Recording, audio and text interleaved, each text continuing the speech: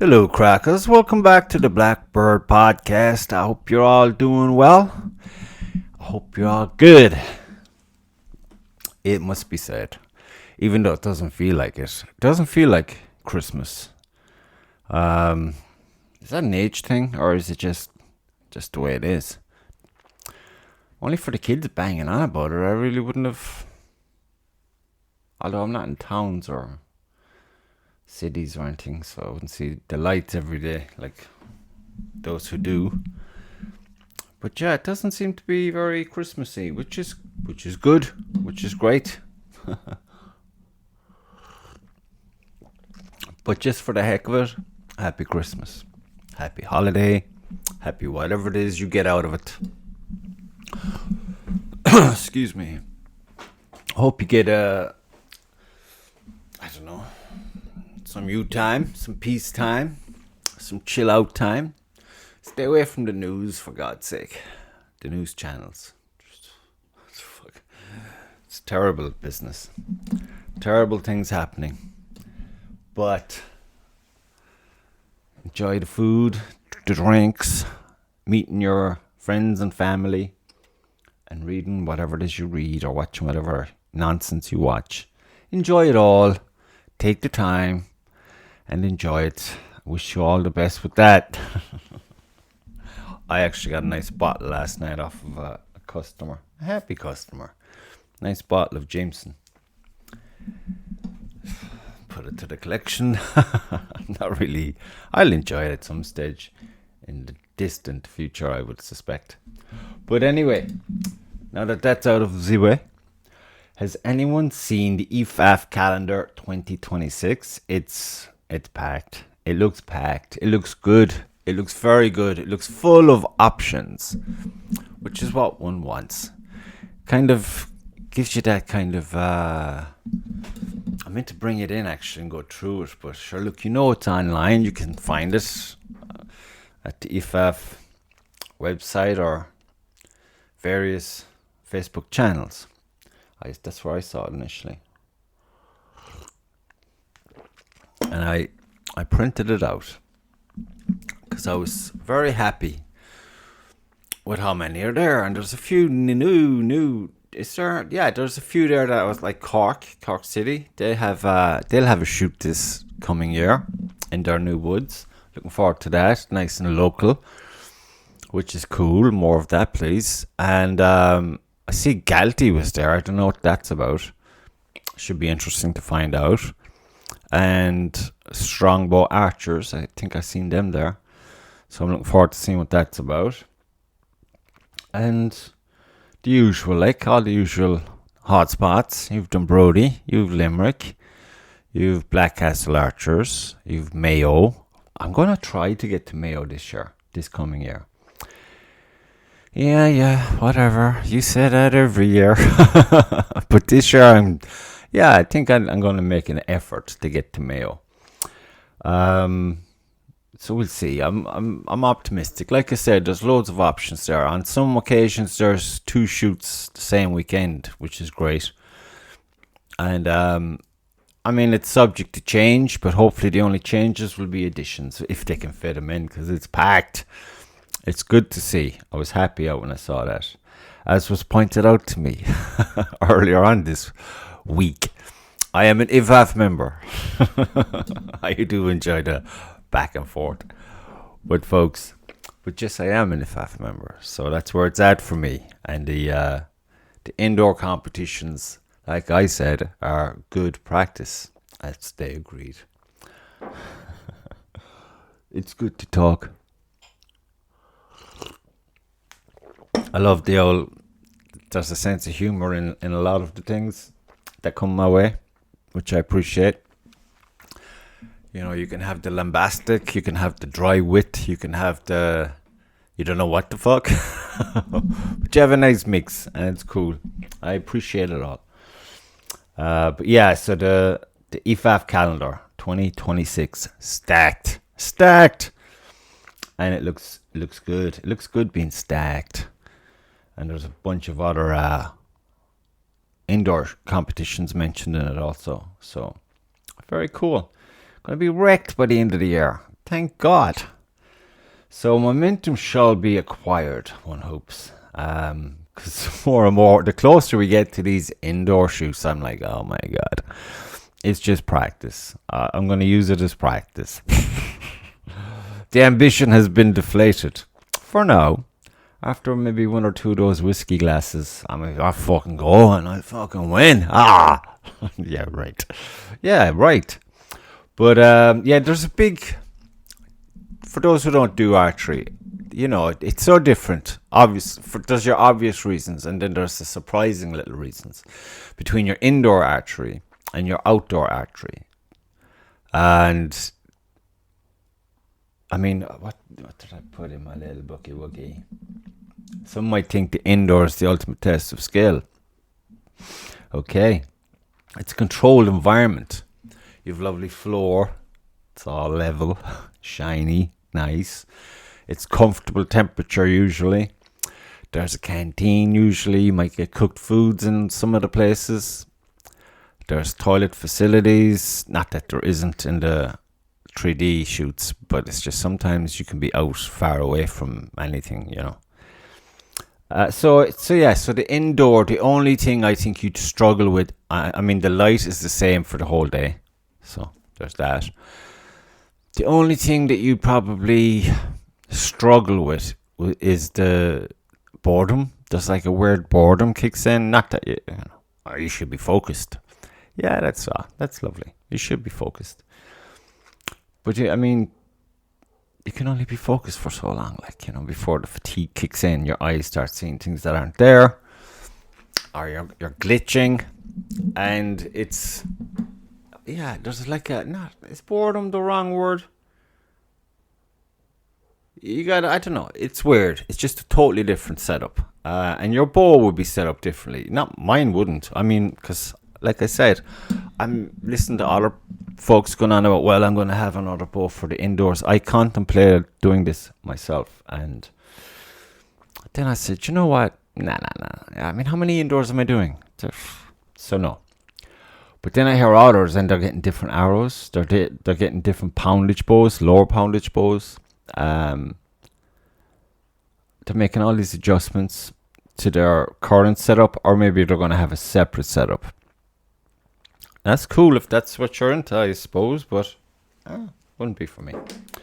Like I said, it's like, sometimes you just need a bit of perspective. But all over, I mean, I think, like I said, it's good practice if you're primarily one, but you dip your toe in the other. And, you hope to become more rounded and more, your abilities just get, ticking over until the season starts in splendor. But then you go to the outdoor archery, the 3D targets, the unpredictable weather, especially in Ireland. You know what I mean? It's like, it's shifting all the time, as is the light. I think a lot of the compounders especially would be looking for their little umbrellas and stuff. The light's it's either too dark or too bright. There's all this uneven terrain, which, to be fair now, the terrain, I have seen people slip, regardless of all the precautions that you can possibly imagine putting in place, and they usually are in place, but still, it is what it is.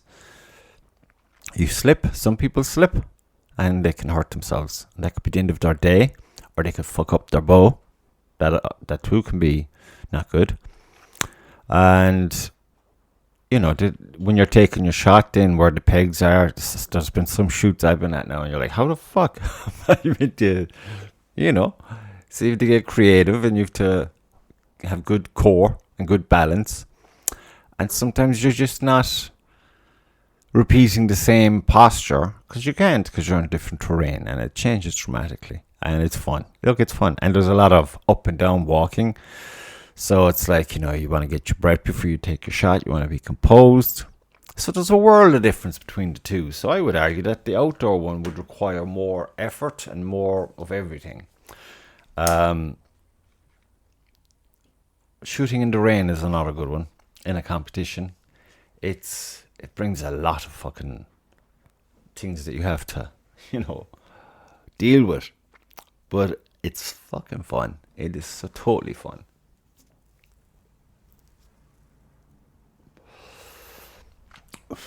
So it's basically two completely different energies. No matter how you wake up and go through that day, indoor or outdoor, it is such a different energy. I heard Mike Tyson talking about running on a treadmill as opposed to running the road like he used to when he was a boxer back in the day. And he said the treadmill was like work. It was like, you do it because he has to do it. Where was I? Oh yeah, so Mike Tyson would be giving out about the treadmill. Not giving out, just pointing out the difference. He's running the treadmill. I don't know. Maybe he's music, maybe he doesn't. Maybe there's something on he's watching, maybe there isn't. But it's hard work. Whereas when he was out on the road and he'd just go off for kilometers, he said there was a different spirit with him, a different energy with him, and he could pick up on it. Frequencies. Big into this shit, frequencies. It's everything like. And it's very interesting. So it's kind of like that. You go and you have a different energy. And you can start really bad. And you're not feeling it. And oh, fuck, it's raining again. And oh, the wind and da da da da da. But then because, you're usually with a team, you have a bit of a giggle as you get into it. And you get a second wind or a first wind. Your fingers could be froze. And you just kind of start, then you're good. And you have a good day. You come home soaked, exhausted, and smiling a stupid smile on your face for any number of reasons. I always prefer the 3D shoots than the indoor ones. But the indoor ones are interesting in of themselves. They're interesting. It's another aspect to the whole approach of how am I going to behave. Or how am I can I rein in my crazy? Can I rein in my boredom? Can I have the discipline? Am I really going to make an effort today?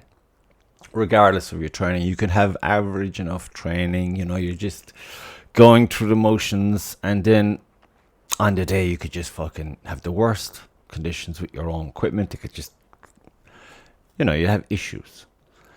And you overcome those issues. And then you succeed. These are good days. Far and few between. Because it could be one of those many problems could affect you on another day. And that's your day ruined. Because you didn't get up right. Or you didn't prepare yourself mentally. You didn't visualize the day. You didn't live it. You weren't the architect of your participation in it. Which I think is important. And I think, alright. I hear people now, oh, shut the fuck up. I'm only doing it for the laugh. I'm only having fun. La la la la la. It's only a hobby. Yeah, that's true. But I mean, you still want to fucking enjoy the day. So stop being a cunt. Okay? Okay. And get some positive vibes going. It's Christmas. Can't believe I just said that. I will be reprimanded by myself on that. So yeah, it is. Like, I'll not get the physical training in that I would like because of 101 different reasons. But I'm constantly in my head, I'm thinking, well, So the only failure I see there is the stamina is affected. But there's now ways to approach even that. So that can be implemented into every day. And that's no biggie, But you can find yourself getting frustrated with the lack of what? You can't sign up to a thing unless it's regular. And if it's regular, it's your habit. It's your new habit. And you can make it work. But if it's fucking stuttery, maybe it is, maybe it isn't. Then you're not really fucking. You're like, fuck it. Fuck it. So, there's always things to address. But it's still early days. It's still early days, people. So yeah, I mean, obviously you'll have people who will prefer the indoor and those who will prefer the outdoor. Now, from what I've seen, especially this past year when the calendar wasn't stacked, fuck it, all the shoots I went to, they were packed. And that was good. It was good to see. No matter the weather, it was packed. There was one or two I didn't make it to. And, you know, you have folks that go there and they'll be all onto you. So, oh, you missed it, man. It was X, Y, and Z. All good. So that was cool. So that'll tell you, you know what I mean? There's a massive appetite there for the outdoor 3D shoots. And I get it 100%. I'm totally addicted. I'm dialed right into that shit. For a whole host of reasons. Principally the archery, of course. But a whole host of reasons. It's awesome. And I implore you to go get yourself a bow off a Santi. Google the fuck out of it. Find out where a club near you is. And join up. And have some fun. And we'll see you in the field. Or in the woods, I should say. So that's all I'm going to say about archery today. My bow is nicely hanging in the hallway now. And before the crackers are, you know, full flow crazy, I shall take it down and mess with it for 20 minutes to half an hour. And that'll do me fine. In my head then it's like, okay, every day, 10-20 minutes. If you can't get to shooting it somewhere, at least get to practicing your form or whatever. Actually, Anto put up a video clip of himself doing said thing recently. And if anyone knows what I'm about, it's Anto. I think Anto is very... and his form will prove it. Well, his performances and results will attest to that. This past year, he's been fantastic. So it's good when folks like that who are doing well, and you think, how's he doing it? You know how he's doing it. You're just avoiding the truth. But when they put the truth right out there, well, this is what I'm doing. Oh, really? Oh, maybe I could do this. Implement or take something from it. And it's cool. Well done, Anto. Well done, son. So that's it. There is a massive difference between the indoor and the outdoor, and to be honest, it's really where it's at is the outdoor. Okay, it's IFAF, China IFAF, and it's awesome. So do that, and we'll see you there. So now, what else am I? I'm gonna keep things light today because it's one of those kind of days. Just say, you know what, fuck it. Gonna enjoy it. I saw a trailer for a movie coming in the next summer. Now, I'm not really one to talk about movies that much because they're all shit, I find. But when Steven Spielberg puts a trailer out, it's like, oh, what's he at? What's he doing? Let's have a look-see. I look at it, and it's called Disclosure Day. Now, the trailer in and of itself is kind of like Jaws in that you don't know what the fucking... is antagonist even the correct word? Would say the opposite side of the story or the main opposition to what you're shown isn't there. It's just there's a lot of I don't know. It's very abstract to me, but that's why I like it. I suspect people are talking as if it's an alien thing. Disclosure Day, but Disclosure Day could mean anything. It could mean anything. If you're like me and you like to go down rabbit hole after rabbit hole and talk to people who do similar things and who are just curious about the proposed reality we live in, historically, currently, and all the rest of it. And you're like, this is kind of, I don't get it, I don't believe it, I don't accept it, there has to be more, blah, blah, blah. There's just that itch, you know, that curiosity. And a lot of the times you'll find, like, there was an interview I was watching recently, and my initial, I'd say 30 seconds, I went to reach to turn it off because oh Christ, someone broke out of a loony bin and found a microphone. I'm sure they say the same about myself, but whatever way I went to reach, I thought, you know what, hear him out. And my God, the fantastical stuff that came out of his mouth. But then they went and brought it around the interviewer and the one being interviewed. Apparently the guy's he's dead since, the guy that was being interviewed. Which then, the person who uploaded the video, I think was the interviewer. And what can I tell you? This is where I kind of like, I don't know, I just say, come on, that's a bit of a leap. You know, they assume that because of the topic of conversation was the cause of the man's demise. or end or death or whatever. I don't know. I mean, it's one interview. I think it was like 20 minutes. You can't jump on board with that declaration from the that could be just marketing in a fucked up way, some fucked up marketing. But I didn't really see that till after the fact. But it was an interesting take on stuff, and it tied into a lot of things like your current understanding of reality, I suppose. But incidentally, a lot of it was tied into the entertainment world and the media world because of the exposure it would have to the masses, and therefore the messaging that would be amplified and repeated and amplified. So it's interesting in that way for me because you're on about vibrations again and frequencies. But this Disclosure Day, I mean, I don't know, did you see Close Encounters, that movie? That I remember seeing that as a kid and it blew me away. I thought, fuck it. Someone took this seriously, okay? And it was a super job. It's one of those, I think it's one of those movies now this time of year where it'll float around and people say, I'm going to probably watch that now when I'm down with a hangover or with a full belly, and just put this movie on and probably fall asleep halfway through it and enjoy it though. Enjoy it, all the shiny lights, and the acting in it was very good. I enjoyed that movie. I'd probably watch that, I won't lie. But then when I was looking at the Disclosure Day commercial, I went to look at another. I don't know if there was anything, interviews in relation to the making of the movie, to get more info on it. As a fan. And I saw that he had made a whole, was it a 10-part TV series? And they're like an hour and 30 or 40 minutes long each, called Taken. I never heard of it. Or if I did, I forgot about it. So I said, fuck it, I'm going to give that a spin. Because I think Steven Spielberg's a very interesting individual. Or his association with the work, the body of work is interesting.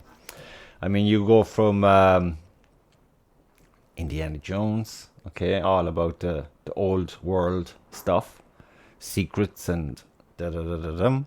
Then you go to the Nazi Germany, and there's two sides to that. He had one side actually involved in the Indiana Jones. Indiana Jones, brilliant movies, okay? The first two are my best, my favourite. And after that, it's kind of, oh, really? Okay, look, it's indie. It can't be bad.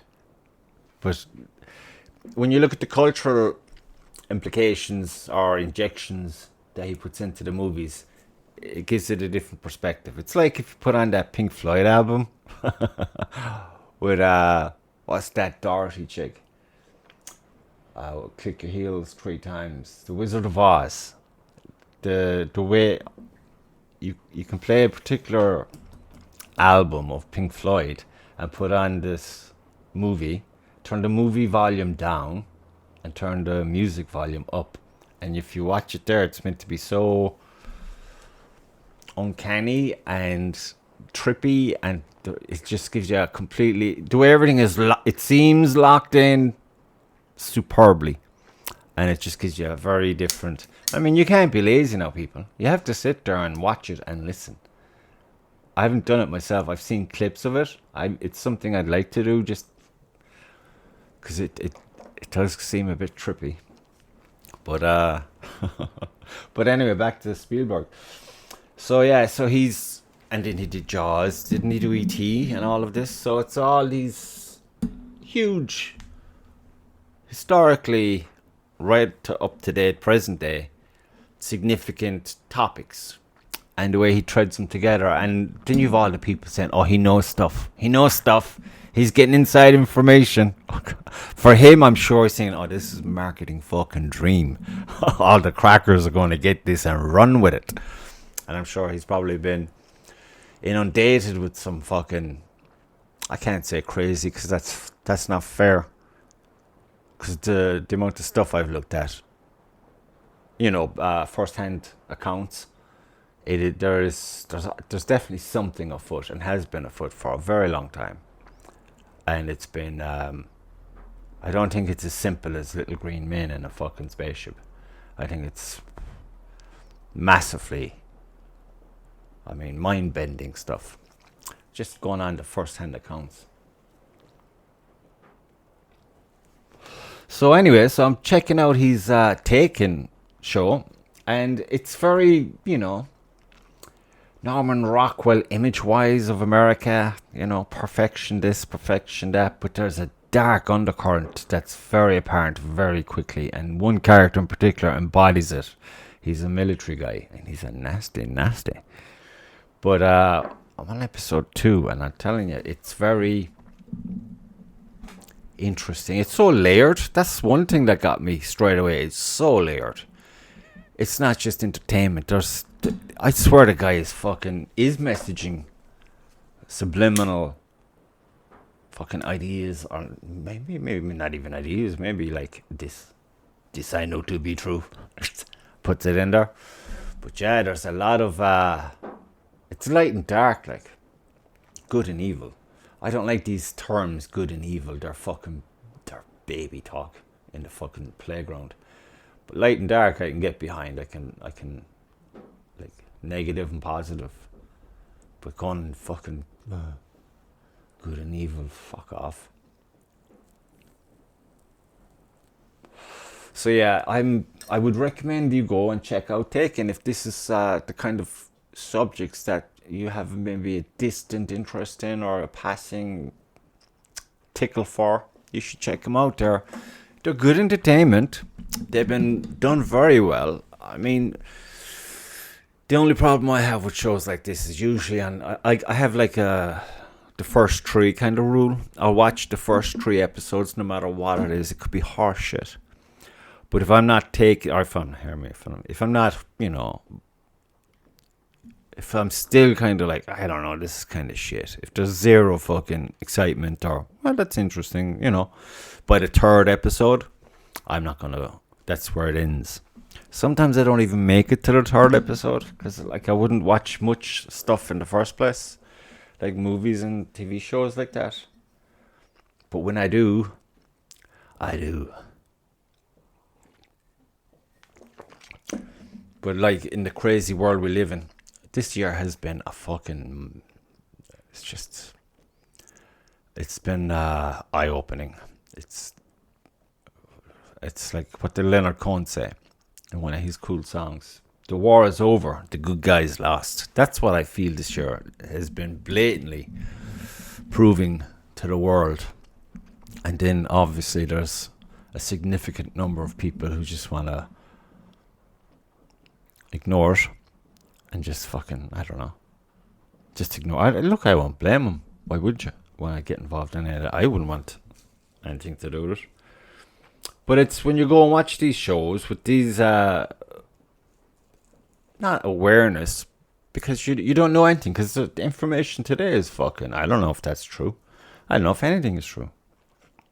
Nothing. I know it's raining again. That's all I know. So you gotta watch them and you gotta be thinking like, what do you genuinely feel? If anything at all. It's like when you look at a painting. Why are you focused on this particular painting? What is it about this painting that has attracted you? And just don't be afraid to fucking be honest with yourself. And don't be just, because, I know a lot of people would like you to believe that it's, what you call it, a fucking flicking, you're just flying along through reels and shit, and your concentration isn't great, and you're just a zombie. I don't believe this. I'd say that there's an element that would like you to be this way, but I don't think this is true.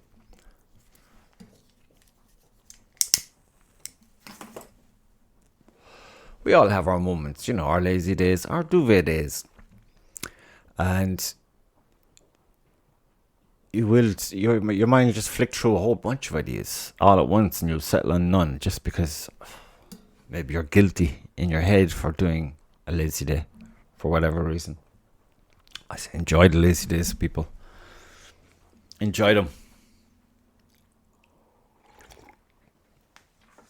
So that's that, folks. So I hope you actually do have a good holiday. I hope you have good conversations with family and friends, near and dear, and all of that jazz, and eat some good food. It's a very nice time to just get indulgent in the food. Time to get fat. You've all of January to be guilty, but fuck it, indulge. So I'm going to have loads of food. I've maybe 2 days left. 3 maybe. Hopefully. And then I'm just going to get on the fat pants and start eating like a pig, enjoying it. Going to watch a whole bunch of crazy stuff, I suspect, when I get the chance, and enjoy it thoroughly, and look forward to the dinners, yummy, the drinks, yummy, some nonsense chats, yeah, forgettable, but have a good Christmas. From Blackbird Podcast to you, thank you for watching, and enjoy your Christmas, enjoy your food, enjoy your drinks, and enjoy your company, your own company as well as others. So be awesome, folks. We'll talk to you when we talk to you. Bye now. Bye-bye.